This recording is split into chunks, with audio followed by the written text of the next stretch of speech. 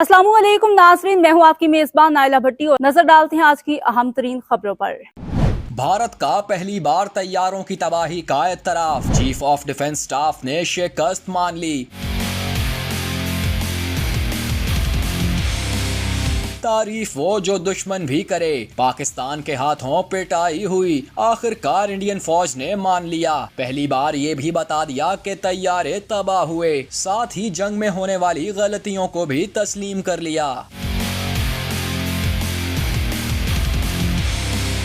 भारत ने पहलगाम वाक़े के बाद न सिर्फ पाकिस्तान पर झूठे इल्जामात लगाए, बल्कि जंगी जुनून में पागल होकर पहले एकतरफा तौर पर सिंतास मुआहिदा मुअत्तल किया और फिर 6 और 7 मई की दरमियानी शब पाकिस्तान और आज़ाद कश्मीर के मुख्तलिफ इलाकों पर मिसाइल दागे, जिसका पाकिस्तानी फौज ने भरपूर जवाब दिया। इंडिया बाज न आया तो 10 मई को पाकिस्तानी अफवाज ने ऐसा सबक सिखाया जो मोदी को अब हमेशा याद रहेगा। पाकिस्तान ने इस जंग के दौरान कई भारतीय बेसेस और 6 तैयारों को तबाह किया। भारतीय फौज ने पहली बार हालिया जंग में पाक फजाइया के हाथों लड़ाका तैयारों की तबाही की तस्दीक कर दी।